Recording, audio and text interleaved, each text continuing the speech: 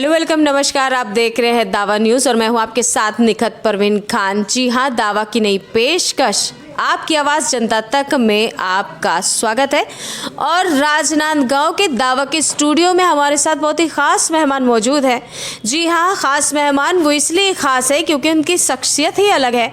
शख्सियत अलग के साथ साथ वो लोगों के जीवन में प्रकाश की रोशनी जो कि दीप जलाने का काम करते हैं, जिनके पास 5 लाख संस्कारधानी राजनांदगांव में दीप जलाने की महारत हासिल है, जिनको अंतर्राष्ट्रीय पुरस्कार भी इस काम के लिए मिल चुके हैं।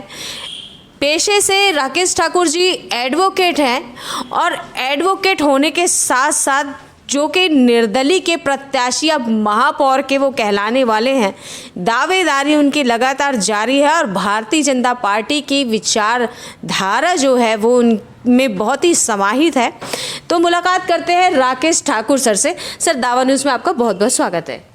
धन्यवाद आपका और आपके जो पाठक हैं, व्यूवर्स हैं और राजनांदगांव के जो देवतुल्य जनता है उनको मैं सादर प्रणाम करता हूँ। सबसे पहले तो आपसे ये जानना चाहेंगे सर कि सामाजिक मुद्दों पर आपकी विचारधारा जो है बहुत ही अच्छी है, धार्मिक मुद्दों पर आपकी विचारधारा बहुत ही अच्छी है।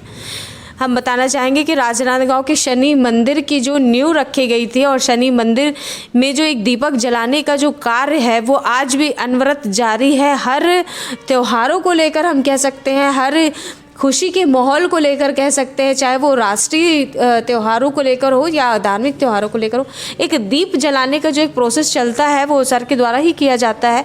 उन्हीं से प्रेरणा स्रोत में आज जगह जगह दीप जलते हैं। कल भी राम जन्मभूमि का जो एक जो सालाना जो होता है जन्मोत्सव, तो उसमें भी कल जगह जगह हमने देखा कि मंदिरों में दीप जलाए गए। तो कहीं ना कहीं आपसे लोगों को एक प्रेरणा मिलती है कि हम कुछ ना करके एक दीप तो घर में जलाना ही चाहिए, लोगों में प्रकाश की रोशनी जो है वो भरनी चाहिए।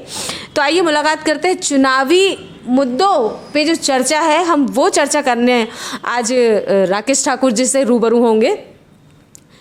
निर्दलीय प्रत्याशी होने के पीछे का कारण और महापौर बनने की वजह, जो नई सोच होती है, नए चीज़ों को लेकर हम जनता के बीच में आते हैं, क्योंकि भारतीय जनता पार्टी, कांग्रेस पार्टी दोनों ही अपना काम कर रही है, लेकिन एक निर्दलीय प्रत्याशी होने के नाते आप किस नज़रिए से देखते, बताएं।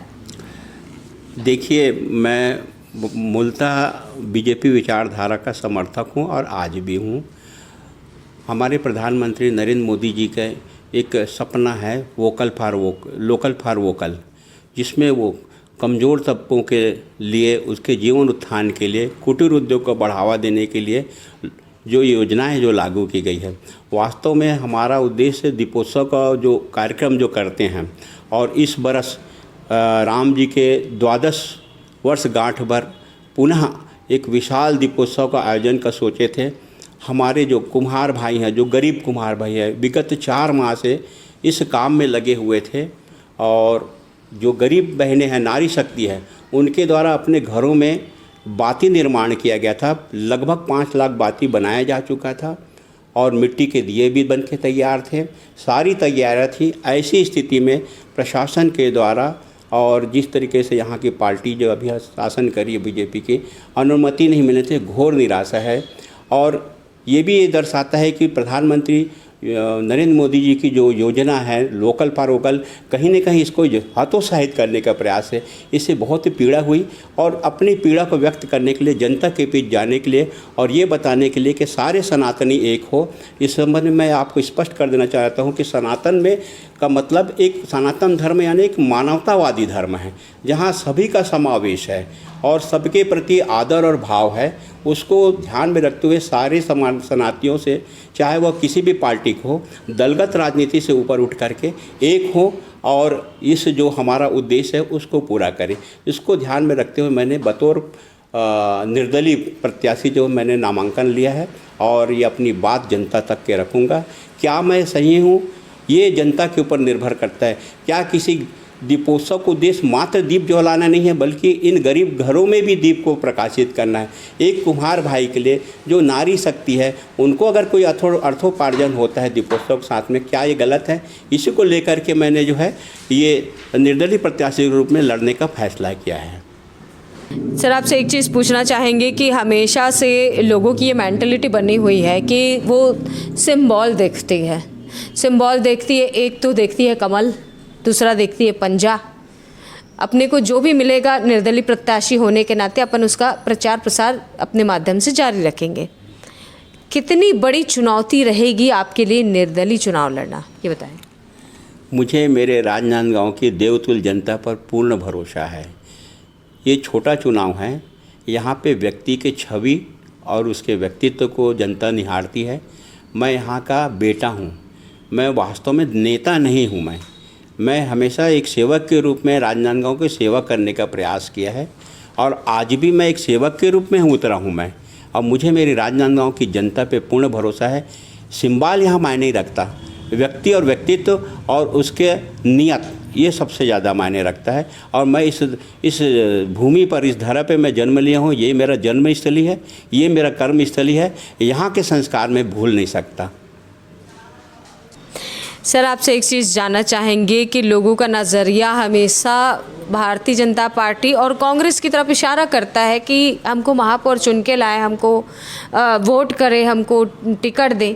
लेकिन आप एक ऐसे पहले प्रत्याशी हैं जिन्होंने निर्दलीय लड़ने का फैसला लिया है, तो कैसा नज़रिया आपका बनता है कि विकास कार्यों को देखते हुए आप पिछले महापौर के कार्यकाल को किस नज़रिए से देखते हैं, पिछले भारतीय जनता पार्टी के महापौर के कार्यकाल को आप जो लाएंगे वो परिवर्तन कैसा होगा? क्या ऐसा अहम मुद्दा होगा जिसके बलबूते पे आपको लोग वोट करें? देखिए, नगर निगम राजनांदगांव की एक महत्वपूर्ण बात है कि यह अभी तक घाटे में नहीं है। लेकिन अगर आप शहर पे तरफ कहीं किसी भी कोने में जाइए, आपको विकास सिर्फ कागज़ में दिखता है। इतना पैसा बजट में आया, लाया गया है, ऐसा कहा जाता है, पर वो धरातल में कहीं पर भी नहीं है। चाहे आप बूढ़ा सागर की बात कहिए, दोनों पार्टियां एक दूसरे के ऊपर आरोप लगाती हैं। इतना पैसा बूढ़ा सागर के लिए आया कि शायद मैं समझता हूँ कि नया बूढ़ा सागर बन जाता। चाहे वो फुटपाथ की बात करिए या सड़क की बात करिए, नगर निगम का जो मेन काम होता है बिजली, सड़क, पानी, ये बुनियादी जो है उसको उपलब्ध कराना आम जनता को। अमृत योजना में कई 100 करोड़ आ चुके हैं जो कहा जाता है, लेकिन शहर आधा शहर आज भी प्यासा हुआ है, वहाँ तक के पानी पहुँच नहीं पा रहा है। सड़कें आप देखिए ठीक से नहीं है, स्वास्थ्य सुविधाओं का बुरा हाल है। यहाँ पे CT scan machine, MRI machine, यहाँ तक कि आपका एक्सरे मशीन भी जो है ठीक नहीं है। आम जनता आखिर जाए तो जाए कहाँ? राजनांदगांव जिला और राजनांदगांव नगर निगम वस्तुतः 3 जिलों से घिरा हुआ है। बालोद जिला है, मानपुर जिला जो अभी नवनिर्माण हुआ है, और खैरागढ़ जिला है। यहाँ के स्वास्थ्य की दृष्टि से सेंटर है, वहाँ के मरीज आते हैं और जब पता लगता है यहाँ की मशीनें भी ख़राब हैं तो उनको अन्यत्र जाना पड़ता है। ये बहुत ही संवेदनशील मुद्दा है, इन मुद्दों को हमको सुधारना है और मैं समझता हूँ कि कुशल वित्तीय प्रबंधन से इसे हल किया जा सकता है। और सबसे महत्वपूर्ण बात, नियत। अगर आपकी नियत अच्छी है और दृढ़ इच्छा शक्ति है तो आप शहर को निश्चित रूप से संवार सकते हैं। संस्कार धानी के अनुरूप जो हम अपने पुराने गौरव, जो हमारे राजा महाराजा, याद है हमें कि सबसे पहले बिजली घर और पानी घर जो था छत्तीसगढ़ में राजनांदगांव में था। हम उस गौरवशाली इतिहास को वापस पा सकते हैं। इसलिए मैं निवेदन करता हूं कि सारी जनता नांदगांव की सभी एक हों, सारे मिलकर की समस्याओं से जूझे। मैं एक प्रतीक हूं, चाहे कोई भी हो सकता है, पर हमारा मूल उद्देश्य व्यक्तिगत न होकर के सामूहिक हित का होना चाहिए।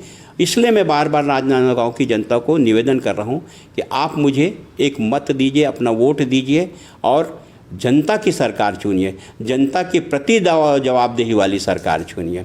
यही मेरा निवेदन है।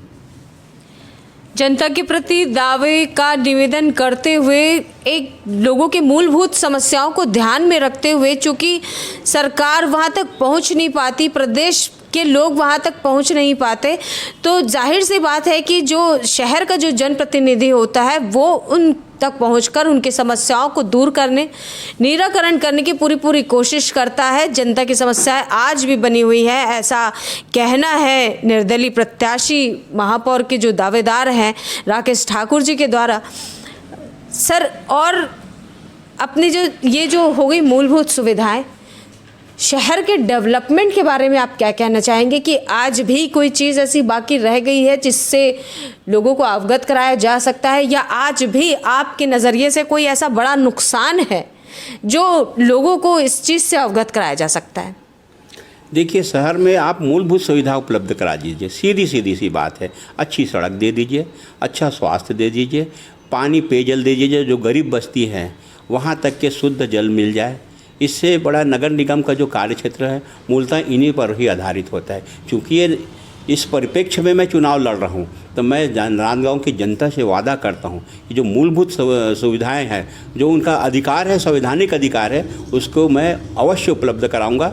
और निश्चित रूप से यहाँ की जनता के द्वारा जो टैक्स दिया जाता है, उनके अंशदान से ही हम जो है एक नव संस्कार धानी का निर्माण करेंगे, ऐसा मुझे पूर्ण विश्वास है।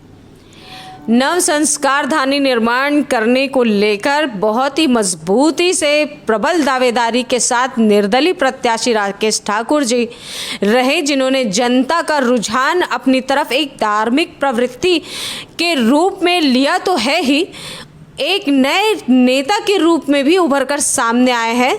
और महापौर की दावेदारी कितनी हद तक इनकी खरी उतरेगी, देखते रहिए दावा न्यूज़।